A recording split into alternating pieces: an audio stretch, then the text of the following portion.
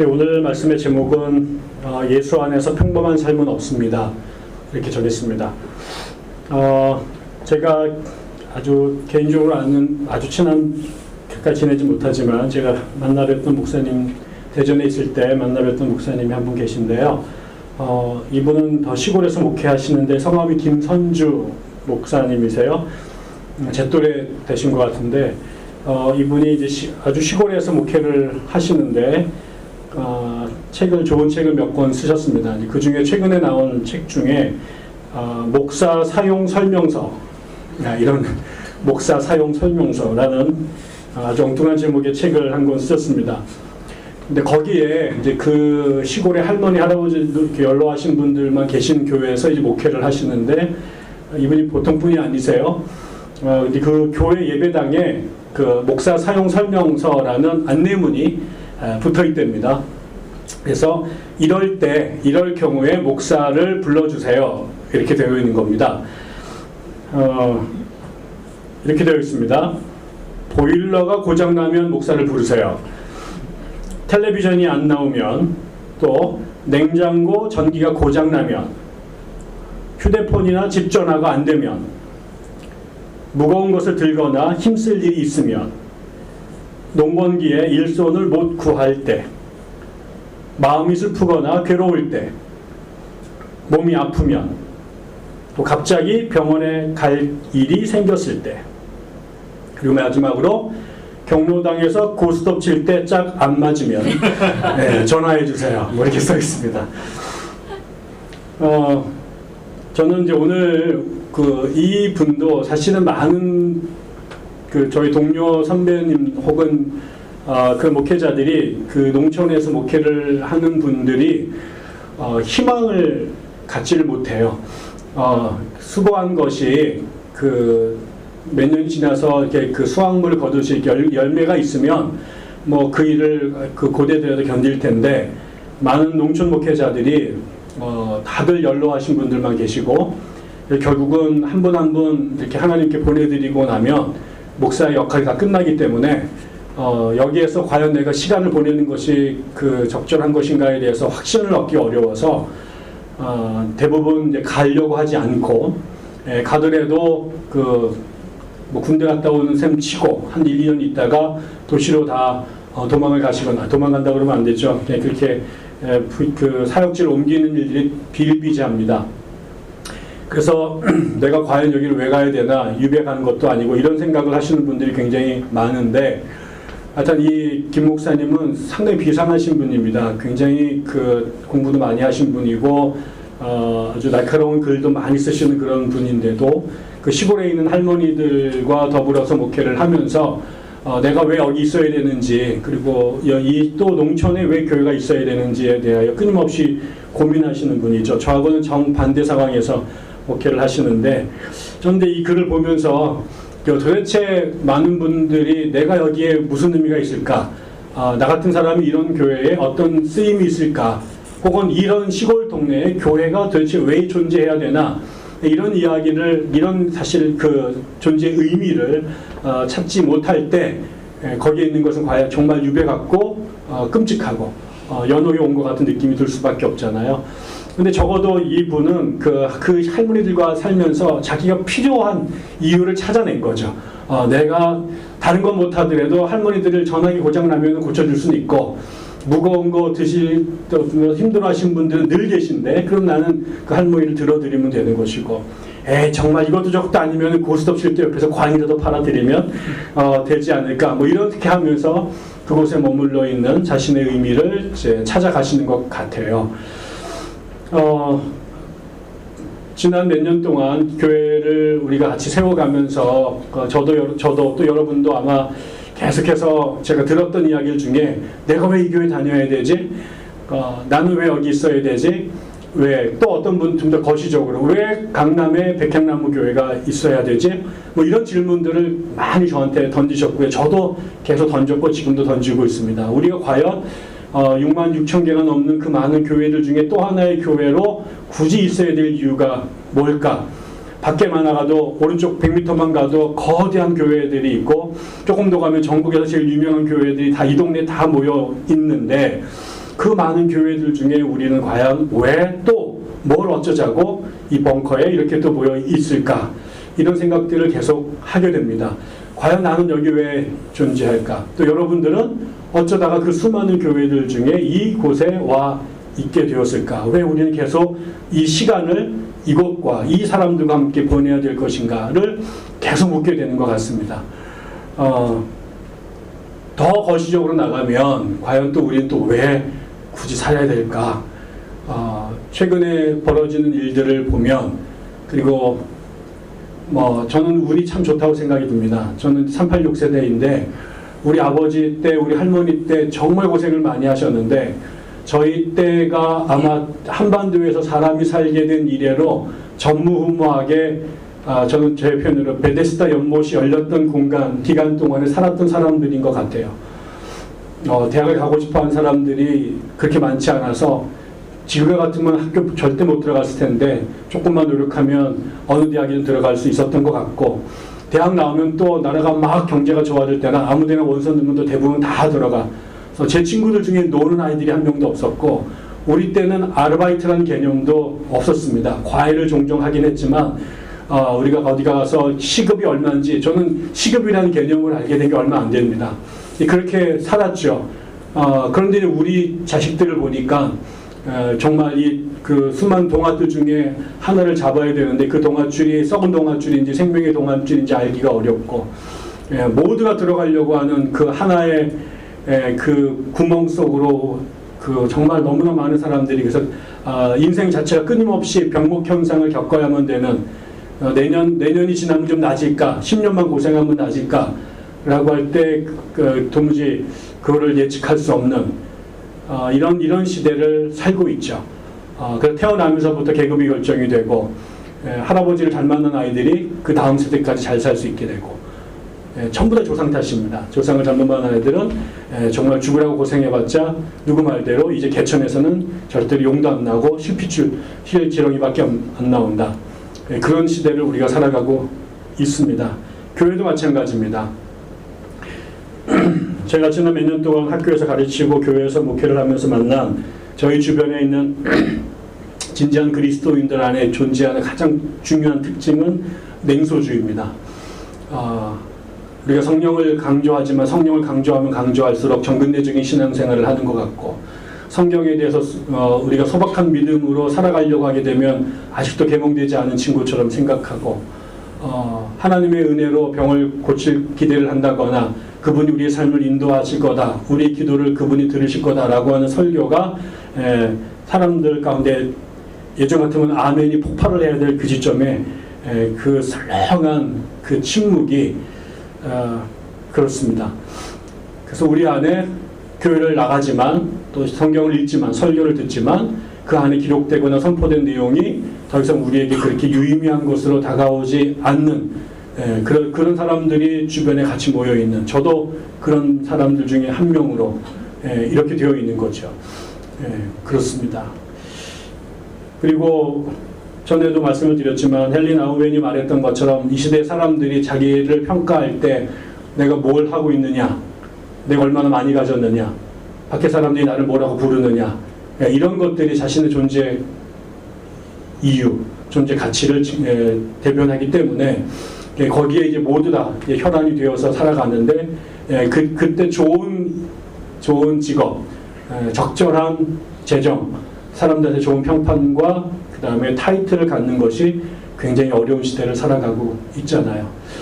그런 시대에 과연 우리가 왜 살아야 될지, 과연 내년이 다시 연장되는 것이 과연 우리에게는 좋은 것인지, 새로운 찬스가 부여되는 이게 전 국면이 전환되는 새로운 어떤 그 돌파구가 마련되는 해일지, 아니면 올해도 징글징글했는데 그것이 마치 지옥처럼, 지옥이라고 하는 것이 다른 게 아니라 고통이라고 하는 것이 무한하게 지속된다는 거잖아요.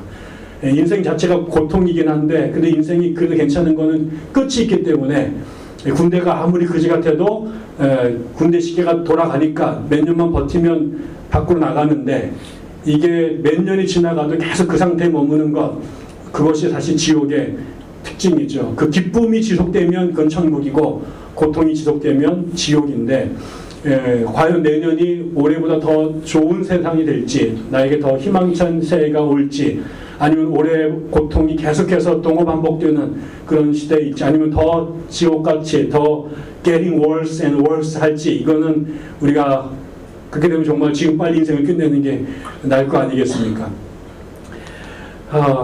잘 모르겠습니다. 어떻게 사는 것이 잘 사는 것이고, 제가 뭐라고 여러분께 말씀을 드려야 여러분들이 더 힘을 갖고 내년을 견뎌낼지 잘 모르겠습니다. 그러다가 이제 오늘 제가 무슨 말씀을 드릴지 정말 몇 주 전부터 고민이 있는데요. 오늘 그 예수님께서 그 베다니 갯바게에 들어가셔서 그 예루살렘 성전에 들어가시는 걸 준비하는 그 장면이 계속 제 마음에 떠올랐습니다. 지난 한 해 동안 저의 계속 마음에 남았던 것들이 여러 가지 이미지가 있는데, 그 중에 하나가 예수님을 등에 태운 나귀 새끼 이미지였습니다. 왜 예수님께서 예루살렘 성전에 들어가실 때 왜 나귀를 타셨을까? 사실은 우리가 잘 아는 그 예루살렘 입성할 때 사람들이 그 감람나무 그다음에 겉옷을 깔고 호산나 다윗의 자손이여라고 외쳤던 이 장면은 로마 시대 때 로마의 군대가 세계 곳곳으로 나가서 원정 전쟁을 하고 거기에서 큰 승리를 거두면 거기에서 그 포로들 그리고 그다음에 약탈했던 전리품들을 갖고 로마의 개선문을 향해 들어올 때 그 앞에 그 총사령관과 그다음에 그 장교들 그다음에 그 병사들 그리고 포로와 그 약탈물들을 뒤에 끌고 들어올 때 로마 사람들이 그 승리 속에 귀환하는 자신들의 영웅들을 맞이하던 그 장면, 그것을 사실은 예수님께서 그 패러프레이즈를 한 겁니다. 그런데 그러면 사실은 이거를 굉장한 전차를 타거나 백마를 타거나 이렇게 왔어야 될 텐데 덩키를 타고 나귀를 타고 옵니다. 이것도 말도 아니고 그냥 생각만 해도 웃기잖아요. 나귀인데 그것도 꼬맹이 어린 나귀를 타고 옵니다. 이건 정말 돈키호테를 연상시키지 이게 무슨 줄리어스 시저가 오는 것 같진 않죠. 근데 그 장면에 왜 예수님께서 하필 나귀, 그것도 어린 나귀를 타셨을까? 그런 생각들을 해봅니다. 왜 그러냐면 결국 저희 교회는 저는 나귀라고 생각하기 때문에 그렇습니다. 혹시 여기가 오셔서 우리가 언제 대형 황금 마차를 타거나 전차를 타거나 여포가 타던 그런 백마를 타고 거라고 생각하시는 분들은 번지수를 완전히 잘못 찾아오셨습니다. 아마 우리는 마지막까지 단키로 나귀로 있지 않을까 싶습니다. 그런데 중요한 거는 그 나귀를 예수님께서 타셨다라고 하는 거죠. 그런데 그 부분을 생각을 해보면서 그 시골에 있는 할머니들, 할아버지들과 목회했던 김선주 목사님의 모습, 자기가 별것 아니지만 그 할머니들에게 고스톱에 과일이라도 팔아드리고 가야겠다라고 했던 그 목회를 하는 그분의 이미지가 이 거대한 강남 한복판에서 이 작은 우리 모임과 뭔가 굉장한 친밀감을 갖는다는 생각들을 제가 지우기가 어려웠습니다. 그래서 그 얘기를 들여다보면서 제가 내년에 이런 생각으로 좀 살았으면 좋겠다는 생각들을 좀 소박하게 해보았습니다. 오늘 우리가 읽는 이 이야기는 여러분 너무나 잘 아시는데, 예루살렘에 들어가시기 전 예수님께서 갯바게라고 하는 곳, 그 다음에 베단이라는 곳에 가십니다. 그리고 나서 그 제자들에게 이 건너편으로 가라. 거기에 가면 사람이 한 번도 탄 적이 없는 어린 나귀가 이렇게 나무에 묶여 있을 것이다. 그러면 그 나귀를 끌러서 나한테 데리고 와라. 혹시라도 사람들이 네가 뭔데 남의 나귀를 함부로 끌고 가느냐라고 말할 때 그때는 주께서 필요하신다, 주께서 쓰시겠다라고 말씀을 드려라. 그러면 보내줄 거다. 그래서 그 이야기를 들은 제자들이 누군지 모르지만 몇 명이 그 지역으로 갔더니 정말 말씀하신 대로 나귀가 있었고요. 그래서 그 나귀를 끌으려고 하니까 정말 여기 주인들이 와서 왜 무슨 용도로 남의 나귀를 끌려가느냐 그랬더니 우리 주님께서 필요하답니다 라고 말씀을 드렸더니 그럼 그렇게 하시오 라고 해서 나귀를 갖고 왔다. 그리고 그 나귀를 타고 예수님께서 이제 예루살렘 성으로 들어가시게 됐다라는 이야기가 쓰여져 있습니다. 저는 첫 번째 오늘 이 이야기를 읽으면서 우리가 내년에 우리가 기억했으면 좋을 것은 모든 사람들이 누구나 남의 도움을 필요로 한다. 우리 모두는 누군가의 도움 없이는 살 수 없는 존재다 라는 것을 기억했으면 좋겠습니다. 우리 모두는 슈퍼스타가 되기를 원하죠. 군림하기를 원하죠. 군계 일학이 되기를 원합니다. 모든 사람들이 우러러보는 그런 존재가 되기를 원하죠. 그런데 오늘 이 말씀에 보면 하나님의 아들이신 예수님께서 예루살렘에 들어가시는데 나귀가 필요하셨습니다. 그 나귀를 필요로 했는데, 그래서 예수님께서 나귀가 필요해서 제자들에게 나귀를 가져다 달라고 부탁을 하셨습니다. 서유기처럼 손오공이 구름을 타고 가듯이 예수님께서 근두운 콜 그래가지고 쫙 가서 쭉 타거나 아니면은 신밧드 모임에 나는 것처럼 양탄자를 탁 타고 쫙 가시면 좋겠는데, 예수님께서 그렇게 안 하고 나귀 새끼에게 의지하십니다. 나귀를 타고 가십니다. 그리고 그 나귀를 가져오는 일을 위해서 자기의 제자들에게 부탁을 하거나 명령을 하십니다.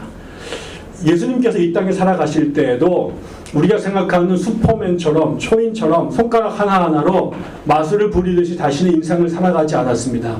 예수님께서 당신의 사역을 이루어가는 모든 과정에는 수많은 사람들의 도움이 필요했습니다. 우리가 기억해야 될 것은 예수님께서 하나님과 같은 신분인데, 본질이 같은 신분인데 자기를 비워서 인간의 몸으로 이 땅에 오셨잖아요. 근데 그때 오셨을 때 이분이 어른으로 오지 않고요, 어린아이의 모습으로 오십니다.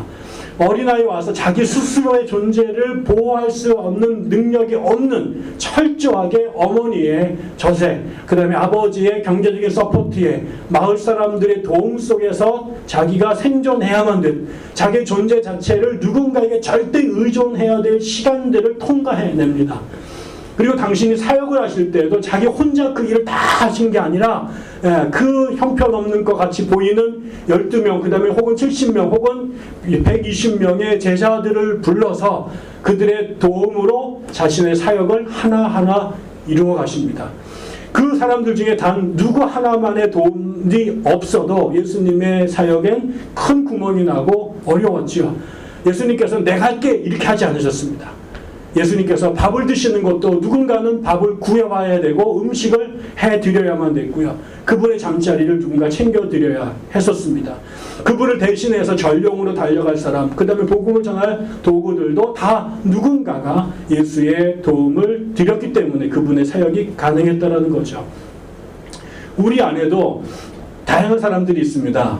어떤 분은 공부를 많이 하신 분이 계시고요. 어떤 분은 재정적으로 조금 더 남들보다 여유 있으신 분들이 있고요. 누구는 어떤 사람들 더 건강하고 더 이쁘고 그 다음에 더 멋있는 사람들이 있습니다. 재능이 훨씬 더 많은 사람들이 있습니다. 그럼에도 불구하고 돈을 아무리 많이 가져도, 머리가 아무리 좋고 공부를 많이 해도, 그 다음에 성경을 많이 알아도, 그 다음에 삶의 여유가 있어도 그 사람마저도 다른 누군가의 도움이 없이는 하루도 살 수가 없습니다. 우리 교회도 마찬가지입니다. 우리 교회도 목사 혼자서 이 교회를 세워갈 수 없습니다. 저하고 하던 사람 둘이서 아무것도 할 수 없습니다. 저희가 할 수 있는 것은 꼴랑 설교 한번 하고 찬양하고, 이게 왜 우리가 할 수 있는 것 전부 다이고요. 그 나머지 모든 것들은 여러분들 모두의 도움이 없이는 저희 교회가 교회로 존재할 수 없습니다. 또 여러분 한 사람 한 사람도 여러분이 하나님 안에서 그리스도인으로 온전히 성장하기 위해서는 저의 도움이 필요하고요. 여러분 옆에 있는 형제 자매들의 격려와 기도와 후원과 또 그 다음에 응원이 절대적으로 필요합니다.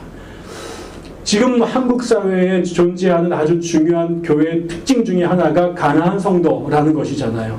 가나안 성도라는 것은 교회에 상처받은 사람들이 교회에 소속되기를 거부하고 혼자서 자기의 신앙을 지키는 사람들입니다. 꼭 교회 나가야 돼? 라는 사람들이 있죠.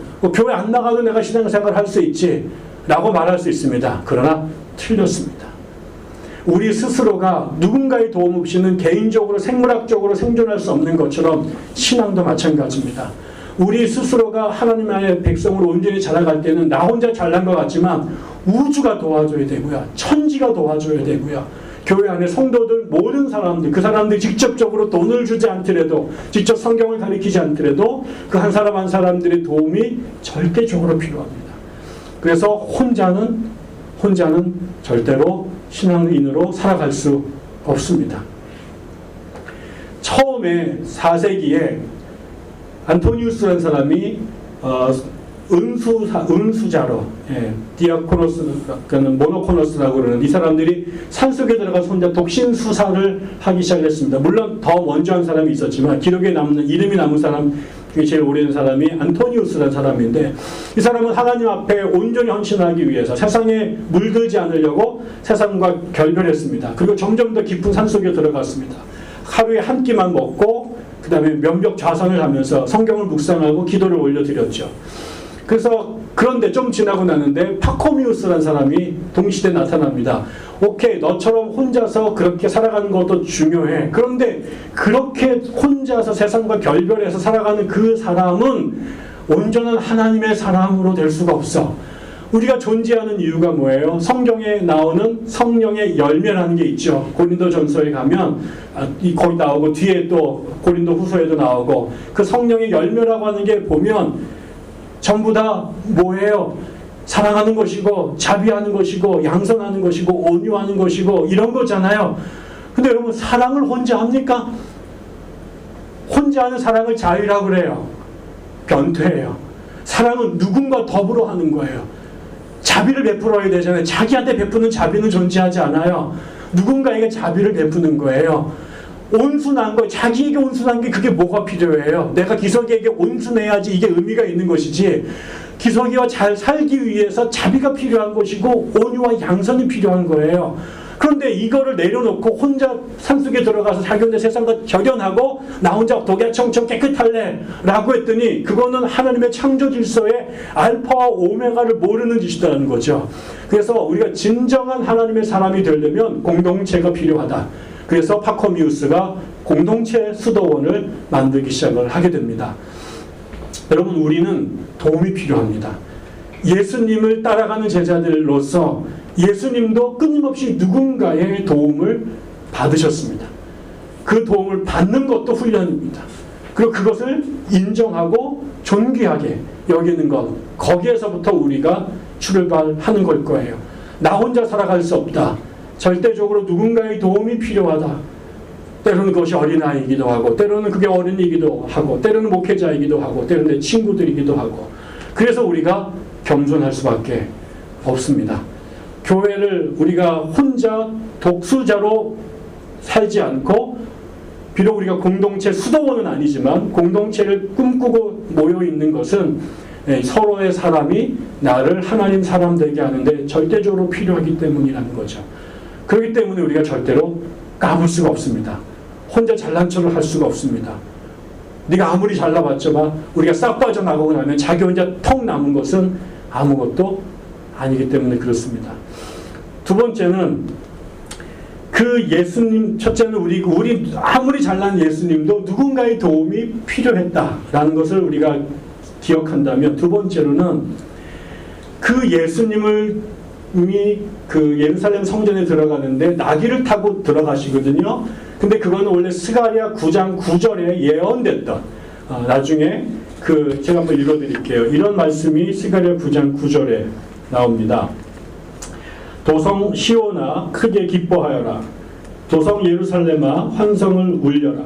내 왕이 내게로 오신다. 그는 공의로우신 왕, 구원을 베푸신 왕이시다. 그는 온순하셔서 나귀 곧 나귀 새끼인 어린 나귀를 타고 오신다. 이게 스가랴가 예언했던 그 나중에 메시아의 모습인데, 이 예언이 성취되는 장면이 예수님께서 나귀를 타고 예루살렘 성전에 들어가시는 겁니다. 이 많은 사람들에게는 어떤 이들의 눈에는 그것이 그 로마 군대의 귀환을 캐리커처처럼 그린 거라고 생각할 수도 있지만, 보다 근원으로 가면 스가랴 예언자의 그 예언을 예언이 실현되는 장면이 예수의 예루살렘 성전의 입성입니다. 이 일을 이루기 위해서 예수님께서는 나귀가 필요하셨고, 그것도 새끼 나귀가 필요했고요. 또 예수님이 나귀를 키우는 사람이 아니니 나귀를 갖고 있는 사람, 혹은 나귀를 갖고 장사를 하든 아니면 대어주든 이런 사람들이 필요했던 거죠. 결국은 두 번째 제가 기억하고 싶은 것은 예수께서 이 하나님의 예언의 말씀을 성취하는 이 사역을 이루기 위해서 예수를 도와줬던 수많은 사람들이 있었다라는 거죠. 다시 말하면 예수를 대신해서 나귀를 찾아 나섰던 제자들, 그리고 자기가 가졌던 나귀를 예수를 위해서 풀어줬던 나귀 주인, 그 심지어는 자기의 등에 예수를 태웠던 어린 나귀까지 예수를 통해서 하나님께서 이루시려고 했던 거룩한 일을 이루기 위한 그 일에 자신이 도움과 협력을 베풀 수 있었다는 거죠. 첫 번째가 우리 모두가 누군가의 도움이 필요하다면, 역으로 두 번째는 우리 모두는 누군가를 위한 도움의 손길이 동시에 될 수 있다는 거죠. 평생 동안 누군가의 도움만 받고 사는 그런 불쌍한 혹은 부담스러운 존재가 아닙니다. 우리가 살기 위해서 누구의 도움이 필요합니다. 그렇지만 아무것도 아닌 것 같은 예수의 제자들, 갈릴리에서 끌려왔던 그 12명의 제자들, 그 다음에 벳바게라고 하는 혹은 베단이라고 하는 그 동네에서 나귀를 키우고 있던 한 농부, 아니 태어나서 제대로 구실도 못해볼 백마도 아니고 황금마차도 아닌 코끼리도 사자도 아닌 그냥 나귀로 태어난 그 나귀마저도 하나님께서 하실 그 놀라운 일에 참여하고 뭔가 도움을 더할 수 있는 존재였다라는 거죠. 여기 모인 사람들 여러분 어떠십니까? 여러분은 자부심이, 프라이드가 강하신 분입니까? 아니면 열등감이 강한 사람일까요? 아까도 제가 형제와 얘기를 그 새로운 친구와 얘기를 하면서 그 교회 시골은 아니지만 고향에서 왔는데 그 목사님께서 꼭 어느 교회 갈지를 나한테 얘기를 해달라라고 얘기하셨대요. 갔는데 다니는 교회가 교단이 뭐니? 이렇게 물었는데 이거를 설명할 길이 없어가지고 여태까지 우리가 다니는 백향나무 교회가 어느 교단인지를 정체를 못 밝혔다. 형제만 겪는 어려움이 아니라 여긴 모든 사람들이 겪는 어려움이죠. 제가 학교를 그만두고 기독연구원 니에미아에 취직을 하고 난 다음부터 어디서 가르칩니까? 이렇게 물을 때 기독연구원 니에미아입니다 라고 말할 때 제 프로필을 제대로 쓴 데가 한 군데도 없었습니다. 저를 부른 데마다 뭐 심지어 책을 낼 때마다 어느 분은 또 자기를 위해서 막 불쌍하게 여기면서 제가 배 교수님을 위해서 그 다음에 그 교수님께서 헌신하고는 기독연구원 예레미야를 위해서 제가 기도하겠습니다. 뭐 이런 일들이 늘 있는 거죠. 그 다음에 거기에 그 교단이 무슨 교단입니까? 뭐 니에미야 교회협의회라는 게 도대체 무슨 유경단체입니까? 이런 얘기들을 계속 듣지요. 우리가 가는 그 길이 점점 내가 멀쩡한 데서 점점 사주를 밀려나는 건 아닐까? 그 다음에 우리 교인들을 괜히 부끄러운 사람들로 만드는 건 아닐까? 그냥 얼마든지 그냥 정상적인 데 다니면 되는데 이 비정상적인 곳에서 다니게끔 만드는 이거는 왜 계속 우리가 이렇게 살아야 될까? 제가 만난 많은 사람들 가운데 특히 우리 교회 안에 있는 적지 않은 성도들이 삶의 이런저런 이유로 자신에 대한 자신감, 자존감들을 잃어버리고 누가 만약에 취업을 먼저 했는데 취업을 못하게 되면 당연히 그렇잖아요. 나도 그런 세월을 1년, 2년을 겪었단다. 직장 없이 강사 신분으로 그 다음에 개척교회 목사로 누구한테 명함 한마디 내리지 못하는, 만날 때마다 몇 명 모여요. 그럴 때마다 20명도 못 모이는 교회에 그래서 꼭 5명 더 보태가지고 25명 모인다. 이러면 이랬던 시간이 실제로 있습니다. 자존심이 상하죠. 왜 나는 남들보다 더 뛰어나지 못할까? 나는 왜 남들보다 더 많이 가지지 못했을까? 왜 나는 이렇게 열등할까? 나는 왜 잘 못할까? 왜 내 인생은 이대로 잘 안 풀릴까? 최근에 제 친구가 그 1년 반 동안 3년 정도 그 담임 목사를 못 되고 나이가 50이 넘어서 대형교회 부목사 생활을 하면서 이 아이가 막 인생의 비관을 하는 거예요. 만날 때마다 그러다 갑자기 1000명이 넘는 대형교회 담임 목사로 이렇게 가게 되자 갑자기 이 아이가 나를 대하는 태도가 달라지고, 얼마 전에 그 위 목사식 있는데 나보고 오라고 초청장이 왔는데 제가 당연히 찢어버리고 안 갔습니다. 열받아가지고. 그 앞에 가면 작아지죠. 그 아이들의 당당함, 그 아이들이 갖고 있는 재정, 그다음에 인력, 그다음에 건물. 한번 제가 찾아갔더니 거기 성도들이 일렬로 종대에 서가지고 목사님이라고 막 이러는 모습 내가 한 번도 경험해 본 적이 없는 이런 것들을 겪으면서 열등감도 느끼잖아요. 과연 이 작은 교회가 뭘 할 수 있을까?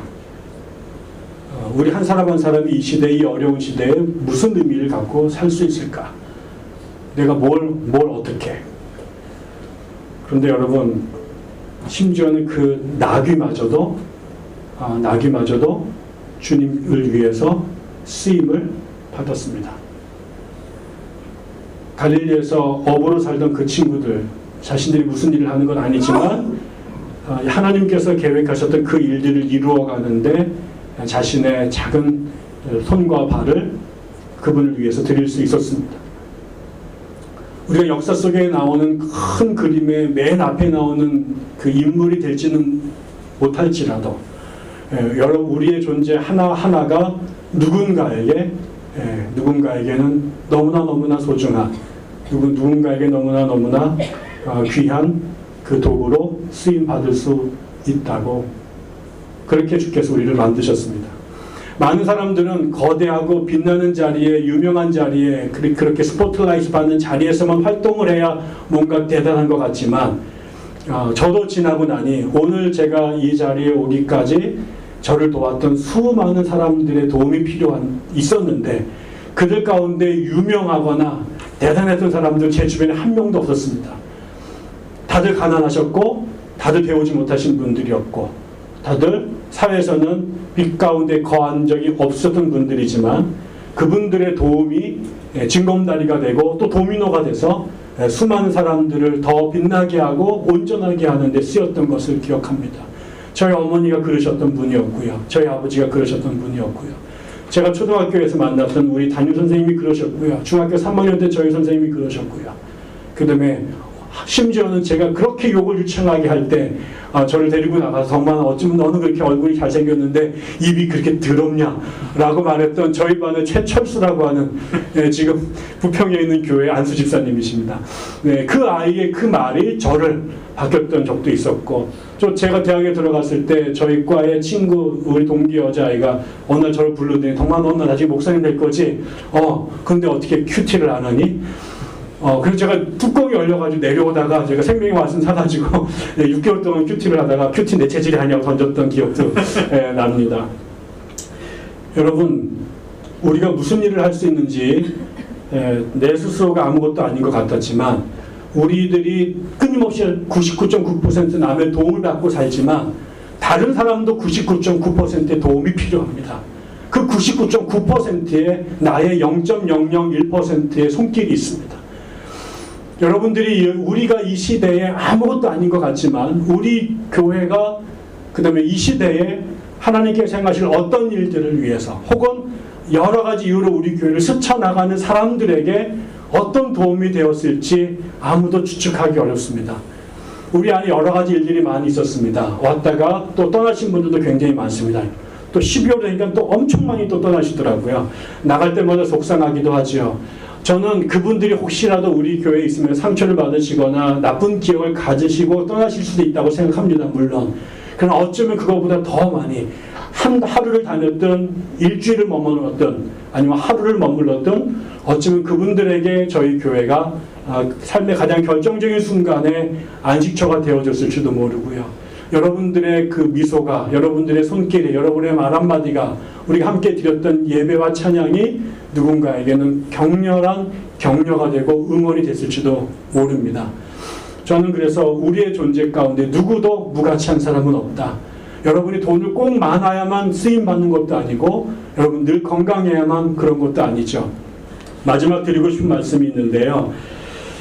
이 나귀나 그 다음에 예수님의 제자나 그 다음에 나귀의 주인이나 자기가 했던 이 너무나 평범한 이 일들이 성경에 기록될 거라고 생각이나 했을까요?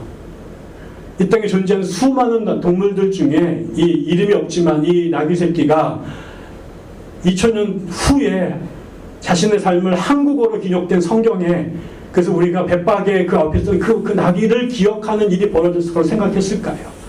그 나귀 주인이 자기의 이 행위가 2000년 동안 전 세계에 있는 수많은 그리스도인들에게 기억될 거라고 생각했을까요? 예수님의 제자도 마찬가지죠. 그 사람들이 그냥 한 거예요. 주께서 나귀 끌고 와 그래서 간 거예요. 달래니까 그냥 줄 수 없어서 안 줄 수 없으니까 나귀를 그냥 끌어줬겠죠. 또 그냥 걸린 애가 그 나귀 새끼에 그래가지고 재수가 있었던 건지 없는 건지 아무튼 예수님을 타고 갔어요. 그 행위 자체는 아무런 의미가 없습니다. 이게 뭐가 다르겠습니까? 그냥 일상 아닙니까?